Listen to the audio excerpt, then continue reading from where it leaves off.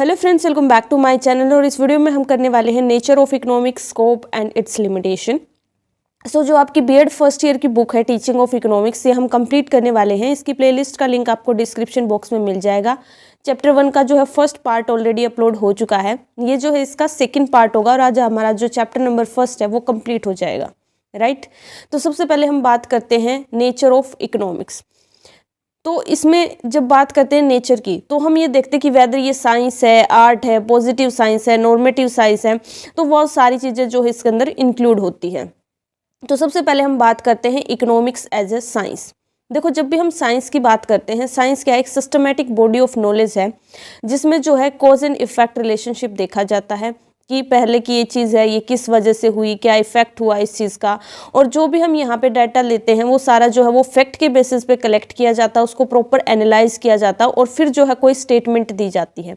Same अगर हम बात करें इकोनॉमिक्स के, इकोनॉमिक्स में भी जो है वो ये ऐसी चीज़ें नहीं बनी हुई। पहले जो है सारी चीज़ों को जो है वो कलेक्ट करा हुआ अच्छे से, फिर क्लासीफाई किया, फिर एनालाइज किया है कि कैसे कैसे human behaviour, human nature change होता है, कैसे डिमांड का इफेक्ट सप्लाई पे पड़ता है, सप्लाई का इफेक्ट डिमांड पे पड़ता है, प्राइसेस पे पड़ता है, कैसे ये सारी चीज़ें इंटरलेटेड है। तो पहले जो है डाटा को कलेक्ट करा गया, फिर जो है क्लासीफाई किया गया, फिर प्रॉपर वे में एनालाइज किया गया। तो उसी तरीके से जो है इकोनॉमिक्स भी हमारी जो है वो साइंस की तरह ही है, जहाँ पे डाटा जो है वो एनालाइज किया जाता है प्रॉपर और उसके बेस पे जो है वो स्टेटमेंट दी जाती है।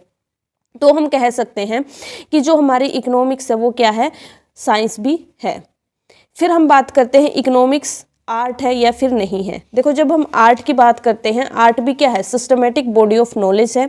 आर्ट के अंदर क्या होती है, कोई भी चीज़ की प्रॉपर प्रैक्टिस की जाती है। देखो, जैसे हम कोई भी आर्ट, कोई भी कला करें, चाहे मेहंदी लगा रहे, तो जैसे जैसे हम प्रैक्टिस करते हैं उस चीज़ में एक्सपर्ट बन जाते हैं। ये पर्सन टू पर्सन वेरी करती है, ठीक है। जैसे कि मान लो अब इतने सारे टीचर्स हैं, हर टीचर का जो पढ़ाने का तरीका अलग होता है, तो वो भी क्या है, एक आर्ट है। तो जो आर्ट होती है वो क्या होती है, एक सिस्टमेटिक बॉडी ऑफ नॉलेज होती है। थ्योरेटिकल नॉलेज को हम अप्लाई करते हैं कि पहले चीज़ें थ्योरेटिकल पढ़ते हैं, फिर उसके बाद उसको प्रैक्टिकल में लेके आते हैं, प्रैक्टिकली अप्लाई करते हैं। सेम हमारा कॉमर्स में भी होता है, सेम हमारा इकोनॉमिक्स में भी होता है। इकोनॉमिक्स में भी जो हमारी क्या प्रोवाइड करती है, एक प्रैक्टिकल गाइडेंस जो है वो हमें प्रोवाइड करती है इकोनॉमिक प्रॉब्लम की, कि जो जो हमारी इकोनॉमी में हम प्रॉब्लम फेस कर रहे हैं उनके क्या सोल्यूशन है, वो हमें कौन बताती है, वो हमें इकोनॉमिक्स बताती है। तो इकोनॉमिक्स को हम क्या कह सकते हैं कि ये एक जो है वो आर्ट भी है। तो इकोनॉमिक्स जो है वो आर्ट भी है और साइंस भी है। इसके बाद अगर हम बात करें, इकोनॉमिक्स जो है वो प्योर और अप्लाइड, ठीक है, पॉजिटिव और नॉर्मेटिव साइंस है या फिर नहीं है। देखो, जो हमारी इकोनॉमिक्स है उसको हम जो है कई बार तो क्लासीफाई कर देते हैं एज ए साइंस और एज ए आर्ट, और उसको हम जो है इस तरीके से भी क्लासीफाई कर सकते हैं कि जो है प्योर साइंस है या फिर अप्लाइड साइंस है, प्योर आर्ट है या फिर अप्लाइड आर्ट है। तो हम इसको इस तरीके से भी जो है वो डाइवर्सिफाई कर सकते हैं। इसके बाद जो है हम बात करते हैं इकोनॉमिक्स पॉजिटिव और नॉर्मेटिव साइंस की। तो देखो, पॉजिटिव और नॉर्मेटिव में क्या डिफरेंस होता है। पॉजिटिव साइंस में क्या आता है कि चीज़ एक्चुअल में क्या है, ठीक है। हम ये नहीं कहते काश ये हो जाता, ये होना चाहिए था, ऐसा हो सकता है, नहीं। जब हम एक्चुअल में चीज़ों की बात करते हैं कि what is, what was, what will be under the given circumstances, ठीक है, तो वो क्या होती है, हमारी पॉजिटिव साइंस होती है। एक होती है नॉर्मेटिव साइंस। नॉर्मेटिव साइंस का मतलब क्या होता है, जब हम कहते हैं कि ये ऐसा होना चाहिए, व्हाट शुड बी, ठीक है, कि ये चीज़ ऐसे होनी चाहिए, ऐसे हो सकता है, मतलब जब ऐसी बात करते हैं तो वो हमारी क्या आ जाती है, वो हमारी होती है नॉर्मेटिव साइंस। अगर हम बात करें economics as a human science, तो इंडिविजुअल साइंस और सोशल साइंस। इंडिविजुअल साइंस, अब देखो इकोनॉमिक्स में हम क्या पढ़ते हैं, ह्यूमन एक्टिविटीज़ के बारे में पढ़ते हैं एक सिस्टमेटिक मैनर में, कि ह्यूमन कैसे बिहेव करता है, कंज्यूमर कैसे बिहेव करता है, जो हमारा प्रोड्यूसर है वो कैसे बिहेव करता है। तो इसमें जो हम इंडिविजुअल भी स्टडी करते हैं और एज ए होल भी स्टडी करते हैं। जब इंडिविजुअली स्टडी करते हैं तो उसको हम क्या बोलते हैं, माइक्रो इकोनॉमिक्स बोलते हैं, और जब एज ए होल स्टडी करते हैं तो उसको हम मैक्रो इकोनॉमिक्स बोलते हैं। ऑल्सो जो हमारा इकोनॉमिक्स के अंदर हम जो है सोशल साइंस को भी कंसीडर करते हैं, कि ये दोनों को कंसीडर करके जो है ये सारी जो ह्यूमन एक्टिविटीज़ है उनको स्टडी किया जाता है। सोसाइटी के अंदर लोग कैसे बिहेव कर रहे हैं उस चीज़ को भी देखा जाता है। तो इन सारी चीज़ों के बारे में हम जो है पढ़ते हैं, राइट। इसके बाद जो हमारा scope of economics, next topic आता है। स्कोप में हम क्या पढ़ेंगे कि इसके अंदर हम क्या क्या स्टडी करते हैं, कि इकोनॉमिक्स के अंदर क्या क्या इंक्लूड है। तो फर्स्ट हमारे पास क्या आता है, सब्जेक्ट मैटर ऑफ इकोनॉमिक्स। अब इकोनॉमिक्स में हमारा जो मेन सब्जेक्ट मैटर क्या है, कि हम देख रहे हैं कि जो हमारे वॉन्ट्स है वो अनलिमिटेड है, हमारे रिसोर्सेज है वो स्कार्स हैं, ठीक है। तो हम किस तरीके से एफर्ट करते हैं ताकि जो है हम जो है वो फुली सेटिस्फाई हो सके, हमारे रिसोर्सेज जो है वो अच्छे से यूटिलाइज हो सके। तो यही है कि हम यही सब कुछ जो है वो उसके अंदर पढ़ते हैं, कभी प्रोड्यूसर के पॉइंट ऑफ व्यू से, तो कभी हम कंज्यूमर के पॉइंट ऑफ व्यू से पढ़ते हैं। तो डिफरेंट पर्सन है जिन्होंने अपना अपना बता रखा कि भाई हाँ कंज्यूमर ऐसे बिहेव करता है, ये चीज़ ऐसे चेंज होती है, इस चीज़ का इस तरीके से इफेक्ट पड़ता है, ठीक है। तो ये ह्यूमन वेलफेयर को प्रमोट कर रहा है कि किस तरीके से ह्यूमन को हम जो है सेटिस्फाई कर सकते हैं, राइट। तो मेन पर्पस तो हमारा क्या होता है कि हम जो है हमें फुली सेटिस्फेक्शन मिले, कि हम जितने एफर्ट कर रहे हैं उतना हमें रिटर्न में भी मिले, हमारे वांट्स जो है जो हमें अपने रिसोर्सेज को एक तरीके से हम बेस्ट तरीके से यूटिलाइज कर पाएँ। तो यही हम इकोनॉमिक्स के अंदर पढ़ते हैं। फिर सेकंड हमारा आता है इकोनॉमिक एक्टिविटी। तो कौन कौन सी एक्टिविटी करी जाती है इसके अंदर, कौन कौन सी एक्टिविटी के बारे में हम पढ़ते हैं। प्रोडक्शन से रिलेटेड, एक्सचेंज से रिलेटेड हो गया हमारा, डिस्ट्रीब्यूशन, फाइनेंस, कंजम्पशन, इन सारी चीज़ों के बारे में पढ़ते हैं कि किस तरीके से जो है कंज्यूम करी जाती है गुड्स, किस तरीके से खरीदी जाती है, किस तरीके से इसको रिलेट, जो हमारी कंजम्पशन है इसको रिलेट करा किस चीज़ से, इकोनॉमिक चॉइसेस से।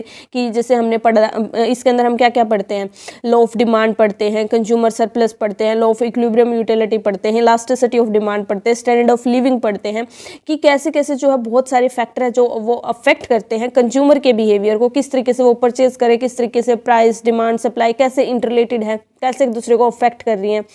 प्रोडक्शन में हम पढ़ते हैं कि कौन कौन से फैक्टर हैं, जैसे फैक्टर ऑफ प्रोडक्शन कौन से, लैंड, लेबर, कैपिटल, एंटरप्रेन्योर। तो किस तरीके से एक सर्कल बना हुआ है, मनी का किस तरीके से सर्कल बना हुआ है, कैसे जो है वो चीज़ें एक तरीके से सर्कल में घूम रही है। तो इसके अंदर भी हम क्या पढ़ेंगे, study of supply, division of labour, laws of production पढ़ते हैं, थ्योरीज ऑफ पॉपुलेशन पढ़ते हैं, इतना कुछ पढ़ते हैं। उसके बाद जो एक्सचेंज, एक्सचेंज क्या है हमारा, मनी है, करेंसी है, कि किस तरीके से जो है वो एक चीज़ के बदले में दूसरी चीज़ जो है वो कैसे एक्सचेंज की जा रही है। जब मनी एग्जिस्टेंस में नहीं आता तो बार्टर सिस्टम चलता था, उसके बारे में हम यहाँ पे पढ़ते हैं, राइट। तो वो चीज़ बताई गई है। उसके बाद डिस्ट्रीब्यूशन, की इस तरीके से जो है वो बिजनेस से पब्लिक तक चीज़ें जो है वो डिस्ट्रीब्यूट होती है, किस तरीके से हमारा सर्कल चलता है। क्या होता है कि जैसे पब्लिक और बिजनेस, ठीक है, बिजनेस क्या करेगा, वर्कर को हायर करेगा, तो उसमें से पब्लिक वाले बंदे ही आएंगे जो एज ए वर्कर वहाँ पे काम करेंगे, वो क्या करेंगे, प्रोडक्शन करेंगे, उनको बदले में वेजेस मिलेगी, ठीक है। और बिजनेस को क्या मिलेगी, प्रोडक्टिव सर्विसेज मिलेगी। अब वो वेजेस मिलेंगी तो वो जो है उनके पास पैसा आएगा तो वो गुड सर्विसेज खरीदेंगे। तो ऐसे हमारा जो साइकिल जो हमने +2 में पढ़ा था वो यहाँ पे बताया गया है, किस तरीके से जो है वो डिस्ट्रीब्यूशन सिस्टम हमारा फ्लो करता है मार्केट के अंदर, राइट। लैंड को क्या मिलेगा, रेंट मिलेगा, लेबर को क्या मिलेगी, वेजेस मिलेगी, कैपिटल पे क्या मिलेगा, इंटरेस्ट मिलेगा, एंटरप्रेन्योर को क्या मिलेगा, प्रॉफिट मिलेगा।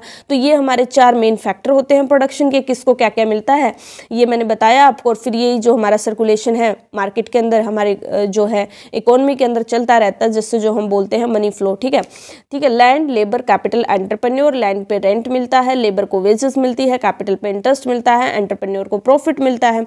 इसके बाद जो हमारा यहाँ पे थर्ड आता है economic problems and branches of economics. अब हमारे पास जो इकोनॉमिक्स की है वो डिफरेंट ब्रांचेस हैं, ठीक है, डिफरेंट टाइप्स हैं, और वो हर उनका सब्जेक्ट मैटर अलग है, वो हर तरीके से मतलब अलग अलग प्रॉब्लम के जो वो सोल्यूशन प्रोवाइड करती है। तो यहाँ पे 4 है main, micro, macro, development and welfare economics. Micro economics allocation of resources के बारे में बताती है, किस तरीके से हम रिसोर्सेज एलोकेट करते हैं इंडिविजुअल लेवल पर। मैक्रो जब हम एज अ होल पढ़ते हैं, जो कि एम्प्लॉयमेंट के बारे में बात करती है, इनकम के बारे में बात करती है। इसके बाद डेवलपमेंट इकोनॉमिक्स किस चीज़ के बारे में करती है, कि हमारी इकोनॉमी किस तरीके से ग्रो हो रही है, किस तरीके से जो है वो जो हम इकोनॉमिक्स के अंदर पढ़ते हैं, तो ये सारी चीज़ें जो है वो किस तरीके से हमारी इकोनॉमी की डेवलपमेंट में हेल्प करता है, उस चीज़ के बारे में पढ़ते हैं। अब जैसे जो माइक्रो है, माइक्रो में हम और क्या पढ़ते हैं, what to produce, how to produce, for whom to produce. ये मेन चीज़ हम इसके अंदर पढ़ते हैं कि हमने किस तरीके से रिसोर्सेज को अलोकेट करना है, ठीक है। माइक्रो में हम थ्योरी ऑफ डिमांड पढ़ते हैं, थ्योरी ऑफ प्रोडक्शन पढ़ते हैं, थ्योरी ऑफ प्राइस डिटर्मिनेशन पढ़ते हैं, थ्योरी ऑफ फैक्टर प्राइसिंग पढ़ते हैं। मैक्रो इकोनॉमिक्स में हम क्या पढ़ते हैं, theory of national income, theory of employment, theory of money, theory of general price level, किस तरीके से जो इन्फ्लेशन होता है, डिफ्लेशन होता है, किस तरीके से कंट्रोल करा जाता है, मनी किस तरीके से फ्लो करता है मार्केट के अंदर, एम्प्लॉयमेंट, अनएम्प्लॉयमेंट, अंडर अनएम्प्लॉयमेंट के बारे में पढ़ते हैं, नेशनल इनकम के बारे में पढ़ते हैं, राइट। डेवलपमेंट इकोनॉमिक्स में क्या आ गया कि किस तरीके से जो हमारे रिसोर्सेज है वो हमारी इकोनॉमी की ग्रोथ में हेल्प करते हैं। इसके बाद जो लास्ट हमारा आता है वेलफेयर इकोनॉमिक्स। वेलफेयर इकोनॉमिक्स में क्या होता है, problem related to efficiency in production and distribution for the maximization of social welfare, कि हमने सोशल वेलफेयर की तरफ जो है ये सारी चीज़ें कैसे डिस्ट्रीब्यूट करती है कि हमारे रिसोर्सेज जो है वो अच्छे से यूटिलाइज हो और उनको अच्छे से जो है वो डिस्ट्रीब्यूट भी किया जाए, ठीक है, ऑप्टिमम डिस्ट्रीब्यूशन हो हमारी नेशनल इनकम का। क्योंकि देखो हमारी जो है ऐसा नहीं होना चाहिए रिच और पुअर में गैप बढ़ता जा रहा है, हमने किसी तरीके से उस गैप को कम करना है। तो जो हमारे रिसोर्सेज है वो अच्छे से जो है वो डिस्ट्रीब्यूट होंगे, तभी तो जो है हम जो इस गैप को कम कर सकते हैं। तो उस चीज़ के बारे में भी हम यहाँ पे पढ़ते हैं, efficiency in production and distribution, right. तो ये सारी चीज़ें हम जो स्टडी करते हैं इकोनॉमिक्स के अंदर। इसके बाद जो लास्ट हमारा टॉपिक है लिमिटेशन ऑफ इकोनॉमिक्स। इकोनॉमिक्स की क्या क्या लिमिटेशन है, देखो ये सिर्फ और सिर्फ ह्यूमन एक्टिविटीज़ के बारे में स्टडी करता है। अब उसके अलावा जैसे कि हमारे बर्ड्स हैं, एनिमल्स हैं, ये सब कुछ इसके अंदर इंक्लूड नहीं किया जाता, राइट। इसके बाद जो है इसमें जो हमारी एक्टिविटीज़ है वो दो पार्ट में डिवाइड की गई है, इकोनॉमिक और नॉन इकोनॉमिक। इकोनॉमिक कौन सी होती है, जो प्रॉफिट पर्पज़ के लिए करी जाती है। देखो हमारी जो ह्यूमन एक्टिविटी है वो दो तरीके की होती है। इकोनॉमिक एक्टिविटीज़ वो होती है जब हमें लगता है कि हाँ रिटर्न में हमें जो है इनकम मिलेगी, प्रॉफिट होगा, तब करते हैं। और नॉन इकोनॉमिक एक्टिविटीज़ वो होती है जो हम सोशल वेलफेयर के लिए करते हैं, राइट।